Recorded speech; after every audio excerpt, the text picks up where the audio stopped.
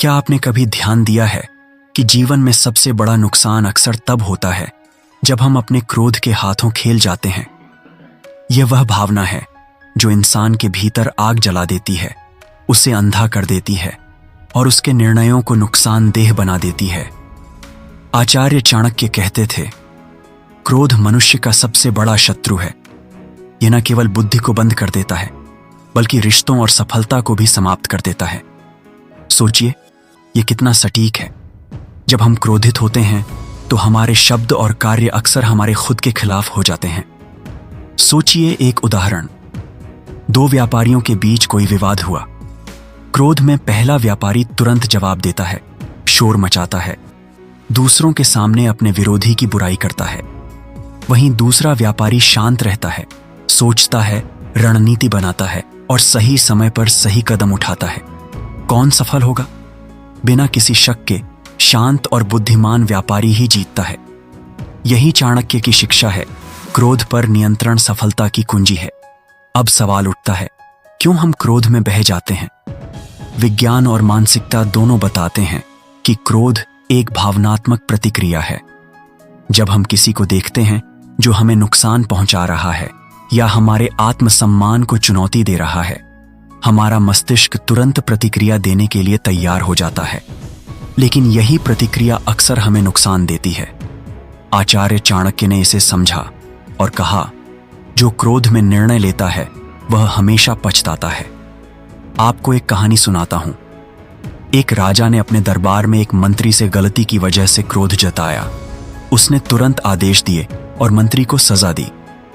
कुछ ही दिनों में पता चला कि मंत्री निर्दोष था और गलती किसी अन्य ने की थी। राजा को भारी पछतावा हुआ। अगर उसने क्रोध पर नियंत्रण रखा होता तो वह शांति से मामले की जांच करता और गलत निर्णय नहीं लेता। यह सिर्फ एक कहानी नहीं है, बल्कि हर किसी के जीवन में रोज होती है। आचार्य चाणक्य ने अपने शिष्यों को सिखाया कि क्रोध को तुरंत व्यक्त मत करो। सबसे पहले शांति से सोचो, कारण पहचानो और फिर रणनीति बनाओ। क्रोध में किए गए कार्य हमेशा तात्कालिक लग सकते हैं, लेकिन दीर्घकालिक परिणाम अक्सर विनाशकारी होते हैं। आधुनिक जीवन में भी यही सच है। ऑफिस में, परिवार में, दोस्तों के बीच जितना जल्दी हम प्रतिक्रिया देते हैं उतना ज्यादा नुकसान होता है। उदाहरण के तौर पर, अगर कोई सहकर्मी आपकी मेहनत का श्रेय ले लेता है और आप क्रोध में तुरंत प्रतिक्रिया देते हैं तो आपका व्यवहार आपके लिए ही नुकसानदायक साबित होता है।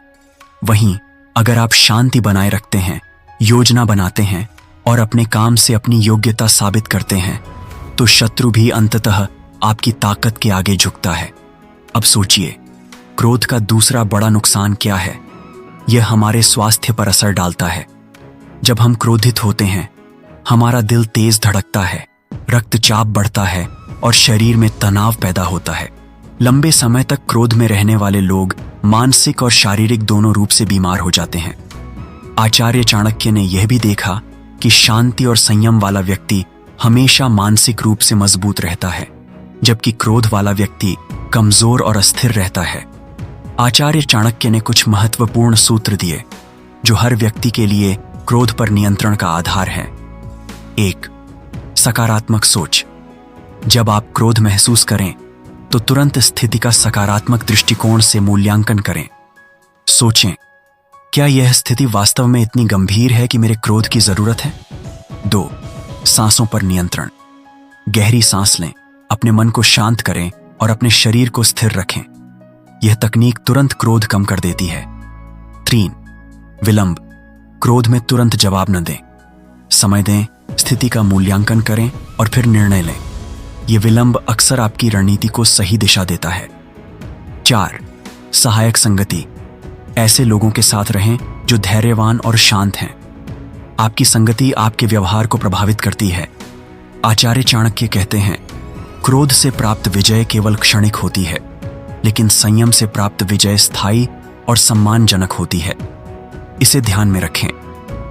हमारे जीवन में कई बार क्रोध हमें सही निर्णय लेने से रोकता है, लेकिन अगर हम सीख लें कि हर स्थिति में शांति बनाए रखना जरूरी है तो हम अपने जीवन में बड़े बदलाव ला सकते हैं। ये केवल सफलता का मार्ग नहीं है, बल्कि यह आपके स्वास्थ्य, संबंध और मानसिक संतुलन का भी मार्ग है।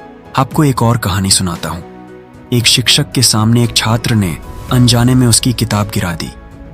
शिक्षक क्रोधित नहीं हुआ, उसने धैर्य रखा, छात्र को समझाया और मदद की। वही छात्र बड़ा होकर समाज में योगदान देने वाला बन गया। अगर शिक्षक ने क्रोध में आकर सजा दी होती तो उस छात्र का भविष्य बदल सकता था।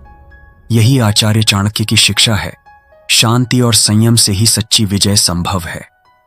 तो मित्रों, आज से ही संकल्प लीजिए कि आप क्रोध को अपने ऊपर हावी नहीं होने देंगे। हर स्थिति में संयम और धैर्य का अभ्यास करेंगे। याद रखिए, आपका संयम ही आपका सबसे बड़ा हथियार है।